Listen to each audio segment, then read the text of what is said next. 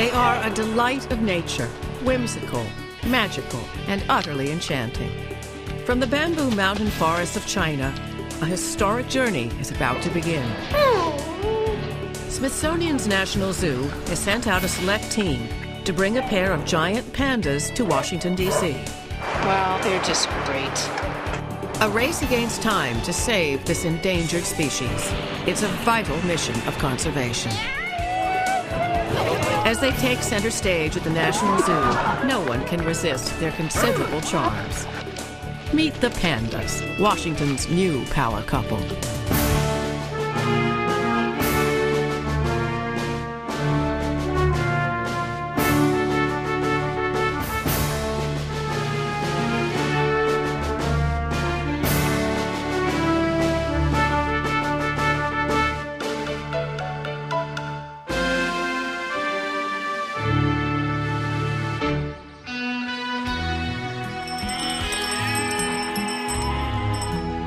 Up in the chilly, misty mountain forests of central China's Sichuan province, in the village of Wolong, is a place where only one thing matters: the survival and well-being of an exalted creature. For this is the China Research and Conservation Center for the giant panda.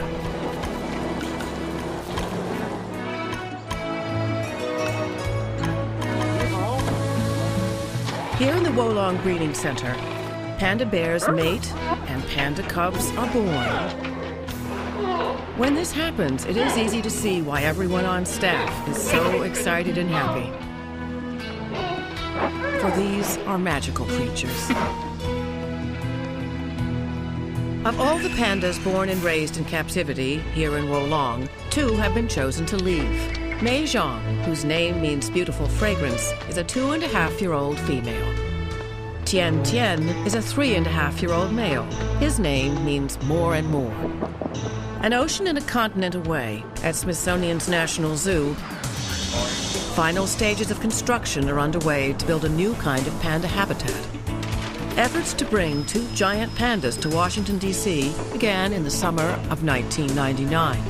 When negotiations with China led to a deal and the U.S. Fish and Wildlife Service granted the necessary permits, the voyage began at last. Now, a team from the National Zoo is traveling from the U.S. to China to take Mei Zhang and Tian Tian on a historic journey to Washington, D.C. 24 hours later, as they meet up with their National Zoo colleague, it's clear that they share a bond. This is a labor of love. I think that'll be one of the best parts about coming home, is having everybody that's been waiting for her to see her. They're gonna be so excited. Everybody's gonna really enjoy it. Yeah. You want that piece of, is this what you want, that leaf? Huh? I think there'll be a lot of standing in silence, just watching. Just watching. With big smiles on all of our faces. Actually, we basically more smiles than we've ever seen on our set. So many people come to National Zoo that if we have this species there, one of the most endangered species left, on Earth, that they have a chance to have an impact on a lot of people. There are only about 1,000 giant pandas remaining in the wild. With human expansion, the pandas' natural habitat has been shrinking, jeopardizing their very future. And so, every passing year brings a new warning. These beautiful, enchanting creatures could conceivably disappear from the face of the earth if nothing is done to help them. Are there 2 in here? 2, right? So it's a race against time to save them from extinction. Oh no, there's another one. It may be day 1 of a 6-day stay in Wolong, but the zoo team is embarking on a long-term, comprehensive mission. It involves conservation, research, and breeding efforts with the Chinese, as well as with other U.S. zoos that have pandas, the San Diego Zoo and Zoo Atlanta. Each member of the National Zoo team is eminently qualified for the task at hand. At 38, Dr. Lucy Spellman is the first woman to have been named National Zoo Director. Since 1998, she has served as veterinary advisor on the giant panda species survival plan for the American Zoo and Aquarium Association. She will also be chief veterinarian for the 2 pandas. Her interest for wild things goes back a long way. Since I was very young, I wanted to be a zoo veterinarian. I knew that from the moment anybody ever asked me what I wanted to do. I grew up on an old dairy farm in Connecticut. We had dogs, horses, cows, goats, cats, rabbits, guinea pigs, parakeets. I think that's it. Back in Maryland, Lisa Stevens is a horsewoman, but to the Washington Zoo-going public, she is known affectionately as the Panda Lady. Lisa is the zoo's senior curator and chief supervisor of the pandas. It's a real privilege for me to be able to take care of giant pandas and to be able to have an association with such a special animal. I just tossed him 2 pieces. Brenda Morgan was the zoo's senior panda keeper for its previous 2 giant pandas, Ling Ling and Xing Xing. And it didn't take very long for me to fall in love with them. You just admire them for who they are and their personalities, and you feel so lucky to know them. After those pandas died, Brenda went on to work in the Great Ape exhibit. Now she looks forward to once again doing the job she loves, working with pandas. And it's been the best thing I've ever done. I really, really enjoy it. I can't imagine wanting to do anything else. And finally, there's David Powell, an avid rollerblader and PhD in animal behavior, who is part of a team of National Zoo researchers studying pandas. David preceded his colleagues.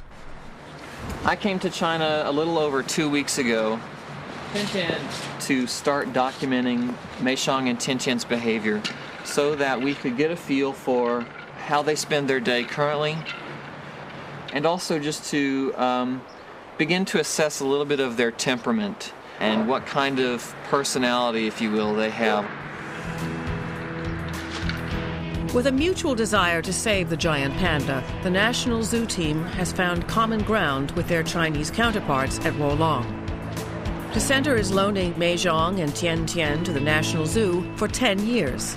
In exchange, the Chinese Wildlife and Conservation Association will receive $10 million from private donations, which will go toward wild giant panda conservation efforts.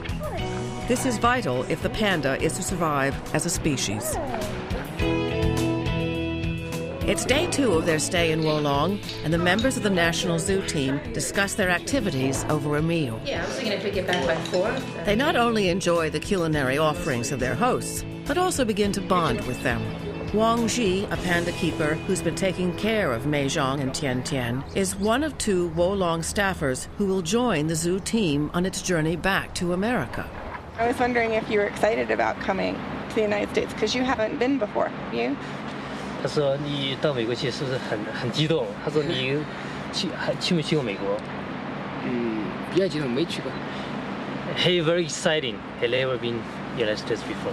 Yeah, it was exciting for me because I had never been to China. So this was my first time. A month-long Chinese presence at the National Zoo will help ensure a smooth transition for the pandas.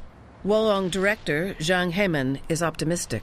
I hope all the children and all the people of the world love our pandas, love the animals.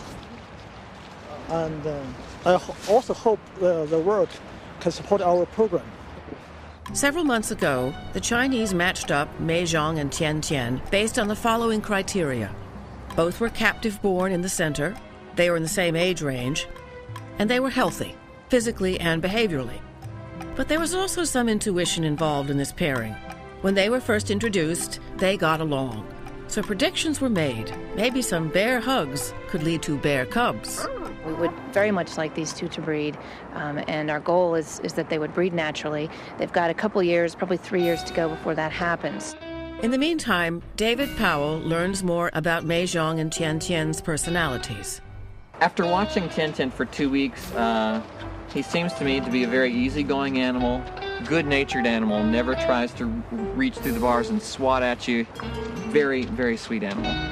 But David and the Chinese are not fooled by the sweetness, for Tiantian is quite capable of mischief. Tiantian is known here in Wolong as an escape artist. That's because on occasion he's gotten out of his enclosure. Like Tiantian, Meishong also needs to be carefully monitored. She likes to work at her cage doors. She spends some time examining them, pulling at them. I can't tell if it's just that she's curious or if she is an escape artist to be like Tiantian is. While the 2 pandas may share some common traits, they certainly display their distinctions. When Tian Tian is eating his food, it isn't exactly the picture of etiquette. Mei Zhang, on the other hand, is more ladylike. She's not as motivated by food. She's very dainty in the way she eats. Also, in contrast to Tian Tian, Mei Zhang isn't always keen on visitors. She's somewhat human-oriented, but she really just is a little bit more on her own because she seems to be able to ignore you sometimes when you walk up to the bars. Or she may come and check you out, or she may not. Hey, sweetie. It's okay if Mei Zhang wants to snub humans from time to time. It's far more important that she'll warm up to Tian Tian, and vice versa. Hey, sweetie. 20 days ago, they were reintroduced to one another as next-door neighbors in adjoining enclosures to help foster a relationship. Now, on day 3 of their stay in Wolong, the National Zoo team waits in anxious expectation as the pandas are brought back together again in preparation for their life together as a couple. Gonna play all day. What do you think? At least 2 hours. Yeah?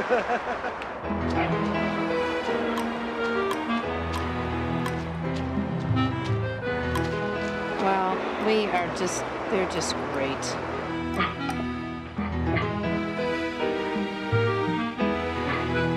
You can just tell they're gonna have a great time.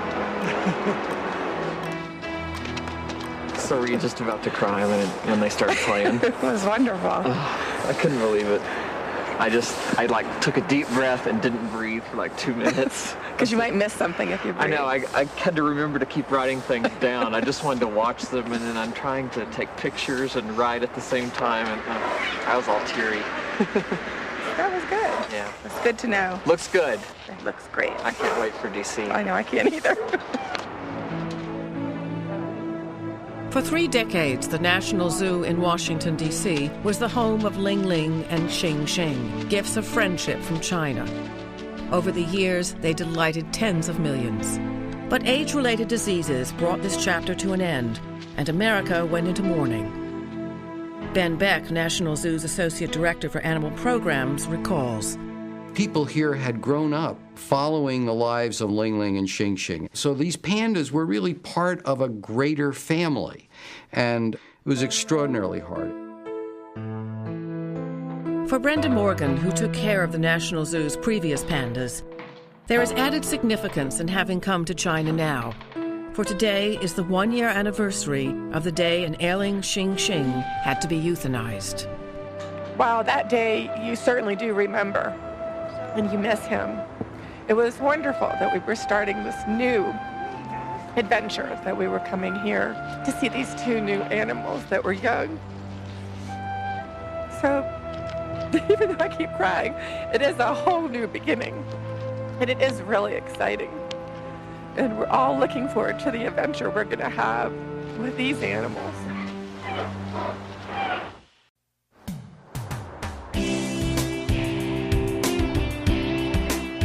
It's day 4 of the National Zoo team's stay in Wolong, just 2 days before Tian Tian and Mei Zhang make their journey to the Smithsonian National Zoo in Washington, D.C. Like any traveler going to a foreign country, Tian Tian and Mei Zhang will have to get their shots. A lot of zoo medicine is what we call preventive medicine, where we are trying to do things that are safe for the animal that also prevent it from something that could cause a problem. For this, sir? Yeah, I think so. Yeah, They've never been darted, so they're not the least bit worried. We have no idea. No idea. Sorry, now we're too close. Okay, got it. Bullseye. The vaccine is delivered. Good job, Tian Tian. I'm sorry. Good job. Besides medicine, nutrition is another vital issue to work out. In addition to bamboo, the mainstay of pandas' diets, the Wolong staff have been providing a homemade bread-like supplement. The National Zoo team has already tasted authentic Chinese food. Now they're curious about panda food. Oh, we're all supposed to eat at the same time? Yep. Okay. Well, if we needed any fiber, we've got it now. That's good enough for me. I think it tastes good. But in America, the pandas will get the more readily available leaf eater biscuit, specially made for vegetarian zoo animals. Brenda Morgan is anxious to try it out now. Come on, Sandy, good boy. Look, Will they like it? look. That's good stuff, huh? You're being very good. Very careful, yeah. It all bodes well for the transition from China to America. 10,000 miles away, dozens of National Zoo staffers and other workers have just a few more days to put the finishing touches on the pandas' new home. There's no time for any delays. We've got to disinfect all the indoor enclosures on Wednesday morning, so we can't have people working in the indoor enclosures once we disinfect. This is the culmination of a $2 million renovation that has been in the works for 10 months. Back at the Wolong Breeding Center, Mei Zhang and Tian Tian continue to bond, raising hopes that someday they will breed successfully. Since the center's inception in 1980, it has made great progress, learning to breed and raise pandas more effectively. Wolong has 44 pandas on site, the world's largest captive population of the endangered species. About half of them are male. Female pandas are in peak heat only 3 days a year during the February through May breeding season. If breeding is successful, the cubs are born anytime from July through October. One of the key factors contributing to Wolong's breeding success is early socialization. Adult pandas, which are thought to prefer solitary environments in the wild, are brought together as adolescents to foster socialization. And in the first several months, probably they were fighting, but sometime later, they're staying together and no fighting. So that is what we call a socialization. If natural breeding does not occur, science takes over, and the females are artificially inseminated. Wolong currently has 8 cubs from its most recent breeding season. The increased survival rate of its baby pandas reflects close cooperation between Chinese scientists and their American zoo partners. On the 5th day of the National Zoo team's stay in Wolong, it's almost time for the 2 pandas to leave China and begin their 24-hour journey to America, but not without a farewell ceremony. We are so excited, so happy to have this pair of pandas for 10 years, and we thank all of you.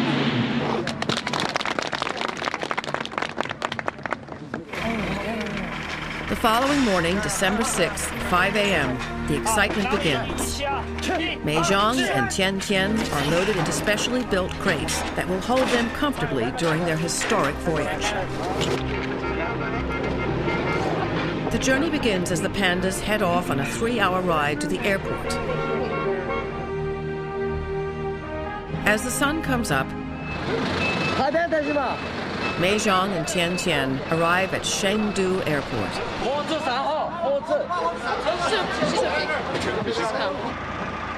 Here, they'll be loaded onto a specially designated FedEx jet called Panda 1. Zhang Guizhan, the assistant director of the Wolong Breeding Center, and Wang Ji, the panda's keeper, wave farewell to their Chinese colleagues, who won't see them for 30 days. As the clock counts down for the historic flight, it's almost 11 a.m., and the plane will soon take off. To handle Mei Zhang and Tian Tian's considerable appetite, 110 pounds of fresh-cut bamboo are loaded onto the plane. Additional treats of apples, carrots, and biscuits will hopefully keep them happy and content. It's chaotic, but they're doing very, very well so far. They're doing great. She's actually sleeping. He's snacking away, so everything's okay.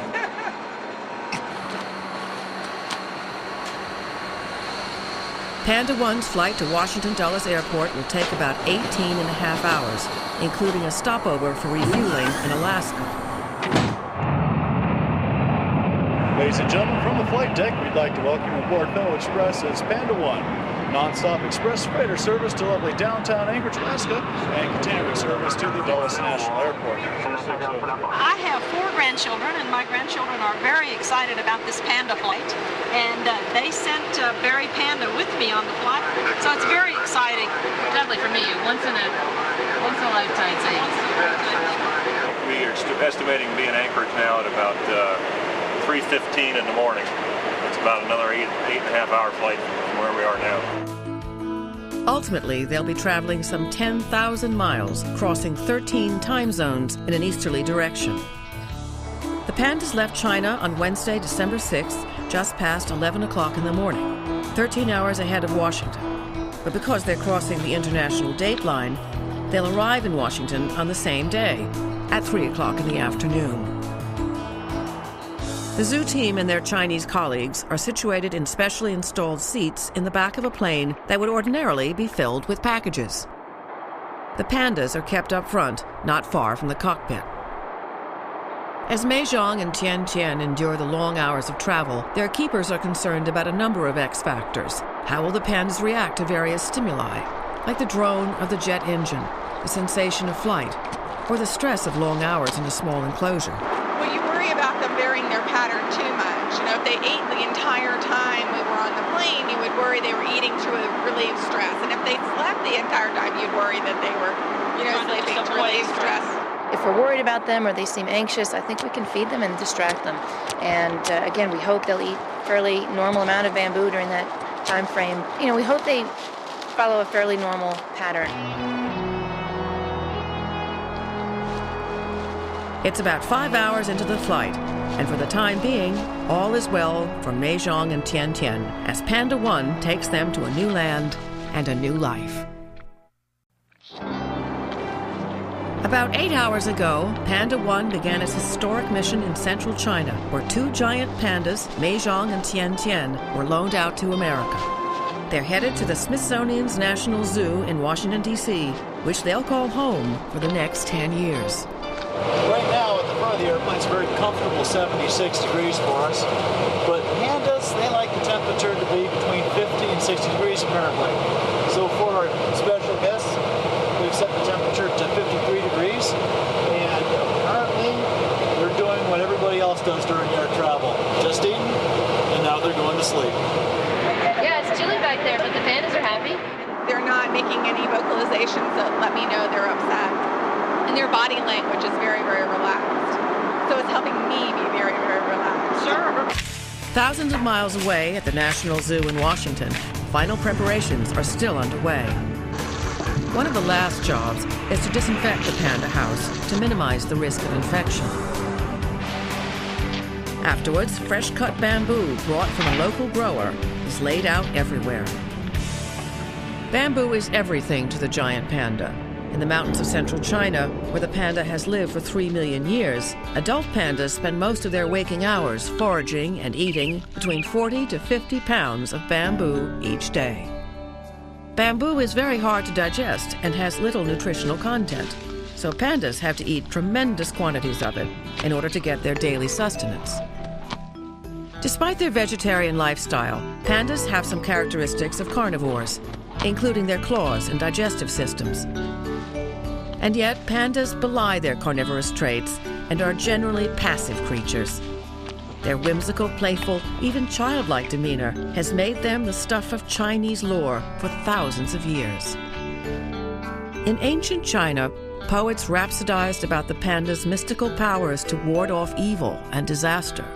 Treasured by emperors, it was a symbol of bravery and power. And yet, for thousands of years, its existence was a carefully guarded secret. Until the 20th century. In 1936, Ruth Harkness, a New York fashion designer, brought a baby panda into the U.S. This was the first time the American public had ever seen a live panda. Little Sue Lin, whose name meant a little bit of something cute, became America's first wildlife celebrity. He may have a couple of black eyes, but that's not his fault. Pandas are made that way. It's an excuse for being a little bear. In 1939, animator Walter Lantz capitalized on our newfound love for these creatures and created the animated character Andy Panda. The panda quickly became a pop culture icon. Soon zoos around the world were clamoring for these adorable creatures. Even the Duke of Windsor turned out for all the fuss at Great Britain's London Zoo. And the Duke's as fascinated as everyone else by this animal, who's clearly nature's attempt to imitate a nursery toy. But when the first exhibition pandas died off, China did not replace them. By the late 1940s, the Cold War was on. and the flow of pandas, along with everything else out of China, froze. Then, in 1972, President Nixon broke the ice when he made an historic visit to China. Premier Zhou Enlai moves forward to greet the first American president to set foot on Chinese soil. First Lady Pat Nixon unwittingly got America a very special gift. When at a state dinner, she was seated next to Premier Zhou Enlai. And she told him about seeing the pandas, and then she picked up this cylinder of cigarettes that was in front of everyone's place at the banquet table. And she said, I just love them, the pandas. They're so cute, because of this. The cylinder had 2 cute pandas on it, and pink paper and the Chinese writing. And the premier said, oh, he said, well, I'll give you some. And Mother said, cigarettes? And Zhou Enlai said, no, pandas. That fortunate encounter led to the Chinese donation of 2 pandas, Ling Ling and Xing Xing, to the National Zoo. Over time, the panda became ubiquitous in American culture. Tapping into a universal love for the giant panda, the World Wildlife Fund chose this endearing creature as its logo. WWF chose the panda for one main reason, which is that the giant panda is really an icon for conservation worldwide. Giant panda represents the conservation of endangered species all over the world. There are probably less than 1,000 pandas left in nature. And there are lots of reasons for this. The number one reason, of course, is that there are over 1 billion people in China now. And people and their needs are pushing animals into smaller and smaller islands of habitat surrounded by a sea of humanity. While the panda's plight is officially recognized by the Chinese government, it is not without controversy. Some people in the areas encroaching on the panda's habitat wonder why the panda's needs outweigh human needs. This problem is not unique to China. Throughout the world, habitats for a variety of species are being threatened by expanding human settlements. And so the urgency of this mission is clear. It's a race against time to bring 2 rare and endangered creatures back to America to learn more about them, while publicizing the need for conservation and putting badly needed funds into that very effort. It is 15 hours since the pandas left the Wolong Breeding Center. 50, 40, Panda 1 is 30, moments away from landing in Anchorage for refueling, changing pilots, and clearing customs, as well as other official agencies.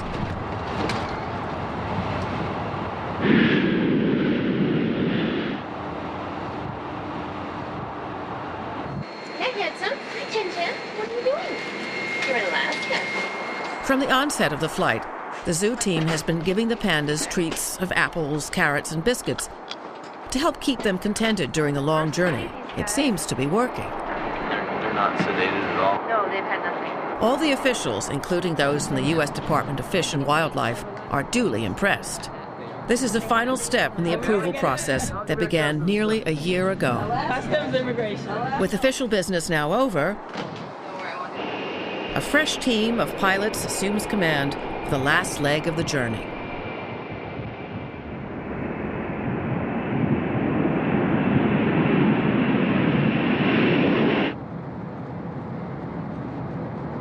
A new panda mascot is in place. We departed Anchorage around 5:15 in the morning. ETA is at 3:02 in the afternoon. That's just less than 5 hours from now. So they ate a whole bag of bamboo, huh? Yeah, that's great.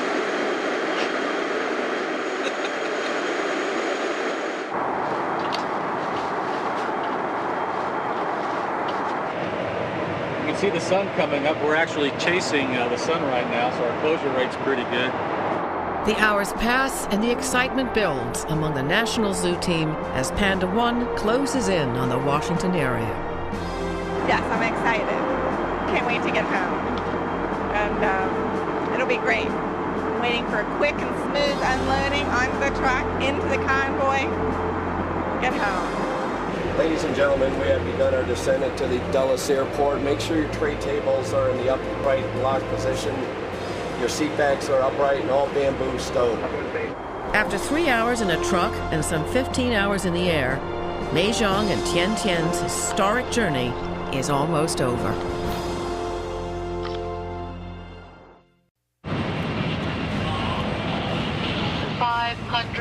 Clear land, 19 right, stable.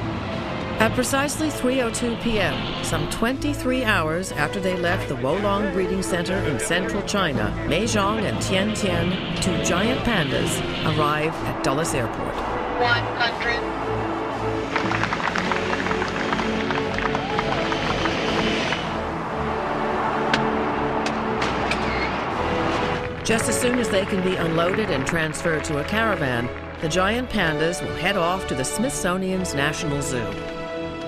Outside, there is a palpable buzz as the media and crowds of onlookers pay homage to Washington's new power couple. That's just got to be a good thing to have that much interest on two black and white bears, and the fact that they're highly endangered. To me, that's just great.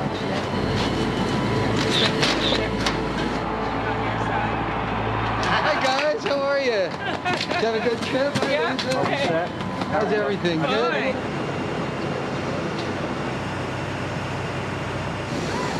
Everyone is eager to get the pandas out of their crates and into the comfort of their new home at the zoo. There's hardly time to greet all the friends and well-wishers.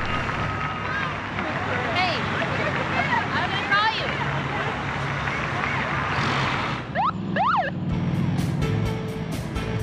you. With a police escort, Mei Zhang and Tian Tian will never know of Washington's legendary traffic problems.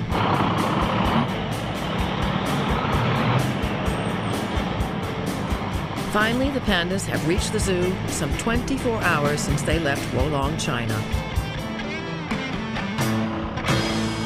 But there's no time to savor the moment. Dr. Lucy Spellman and Lisa Stevens supervise every aspect of the giant panda's entry to the Panda House. Mei Zhang's crate is unloaded right away. At first, she's tentative about coming out.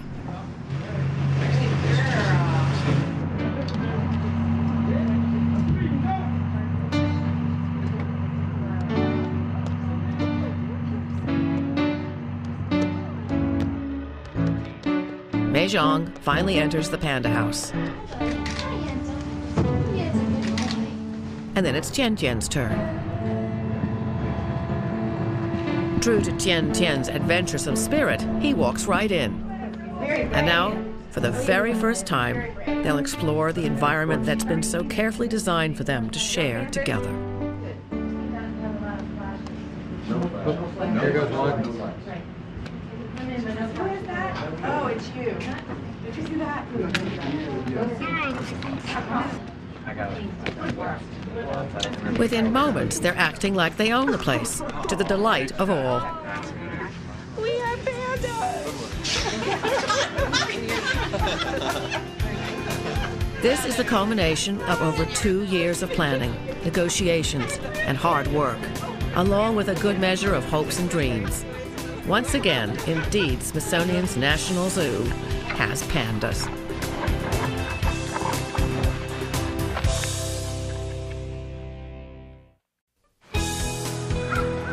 It's December 7th, the first full day of the pandas' 10-year stay at Smithsonian's National Zoo. It's just the beginning of an important international conservation project that has brought Tian Tian and Mei Zhang on a 10,000-mile voyage from China to Washington. Now they're sacked out, oblivious to the anticipation shared by the zoo and the public at large. I just can't wait to share these pandas with the public. I cannot wait for them to see Tian Tian and Mei Zhang. But the pandas will lie low for a quarantine period of at least 30 days. This is standard operating procedure for all new animals. I think we'd all like to open the exhibit today, but we're not ready. We've got to let them acclimate. They've got to get some more vaccinations. They've got to be dewormed. They've got to get really solid on their feeding and shifting schedules. Feeding and shifting the pandas from one section of the exhibit to another is the responsibility of panda keeper Brenda Morgan. Basically, we're just watching them, seeing what they want and don't want, and what meets their needs, and what makes them the most comfortable. The best indicator that the pandas will settle in is their apparent satisfaction with American bamboo. It's a big relief to the zoo team. If they didn't like the local bamboo, it was just going to mean a whole other layer of complication to get them to settle. As Tian Tian and Mei Zhang adjust to their new digs, researcher David Powell aims a laser-like focus on their every move. We have a remote camera monitoring system so that we can see every inch of our indoor and outdoor area. We want to see exactly how Mei Zhang and Tian Tian use various features of the exhibits that we've provided for them here. In addition to the panda exhibit's elaborate monitoring system, a number of special features have been built and installed to make the giant pandas feel as at home here as they would in the frigid Chinese mountains. We wanted to provide them with a place that would be comfortable and cool when the weather really gets bad in the summer. And so those grottos are cooled, actually. One of them is cooled by air conditioning, and the other is cooled by circulating cold water through small pipes that are in the floor and the walls of the inside of the grotto. While the current panda exhibit is a significant improvement upon the previous enclosure, David Powell's research will lead to an even better exhibit funded by Fujifilm. All that data we're going to use to plan, design, and construct a newer panda facility probably in about 3 years. That's based on actual panda preferences, which is something that no one has ever done before. On December 21st, halfway through the quarantine period, Tian Tian is the first of the pair to be allowed out into the yard. Though Tian Tian and Mei Zhang are often together, they are separated at night and at other times. For a number of reasons, this allows the zoo team to observe how much food they are eating and their individual behavior patterns. The idea is to get each panda in each yard one at a time, because it's the very first time that each panda goes in these yards that we will learn the most about their responses to a new set of stimuli. About a week later, it's Mei Zhang's first time to venture out into the outdoor portion of the panda exhibit. Actually, to have snow is just wonderful. It just seems so appropriate that their first days out, it should be cold and snowy. Yeah, it's good. Good timing. She's a beautiful girl. Finally, on December 28th, after 3 weeks of residence in the National Zoo, both Mei Zhang and Tian Tian are allowed out together for the first time. As expected, they'll continue to explore their new environment, as well as each other. They're very laid back. It's just very impressive how much they take all of this in stride. We're all excited that they're going outside for the first time, and they, kind of mosey on out and cruise around and eat, and they're just perfectly happy. Because the pandas have so nicely acclimated to their new environment, the quarantine period will soon come to an end. Washington will only have to wait a little bit longer before the pandas go public. Well, not everyone has to wait. President Bill Clinton enjoys one last perk before he leaves office. As for everyone else, it won't be long.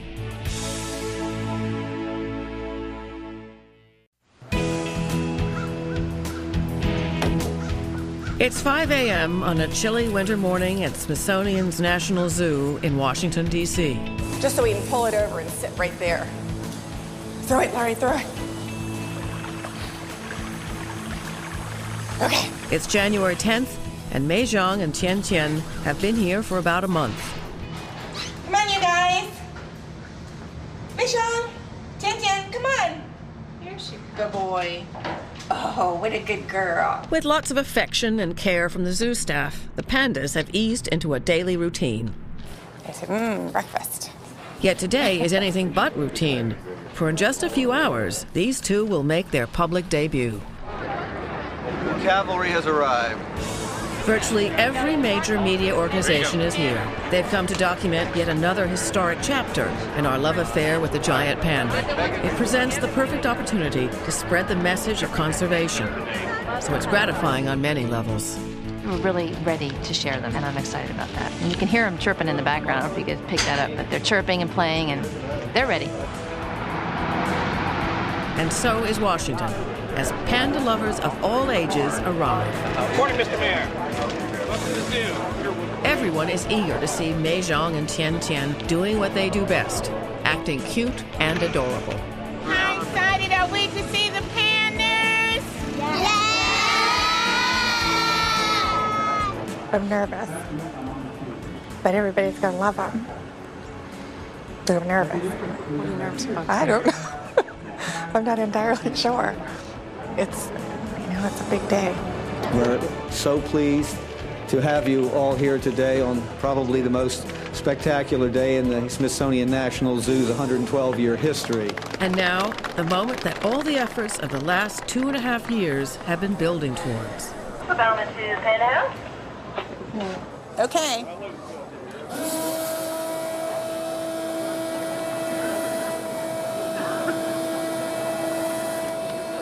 Good girl.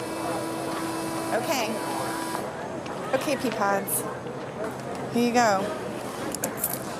Oh, listen to us now.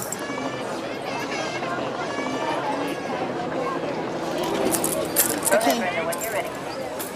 There you go, sweetie. Oh, get to go outside. Right on cue, Mei Zhang and Tian Tian step out into the public arena like the stars they are.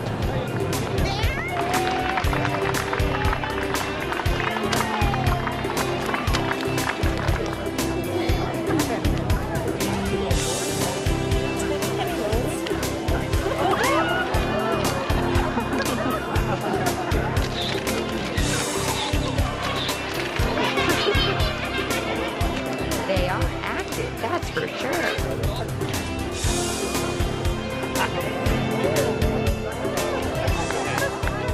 All expectations have been met. The pandas came, they were enchanting, they conquered. You see pandas? Oh, look, Caitlin, look at what it's doing.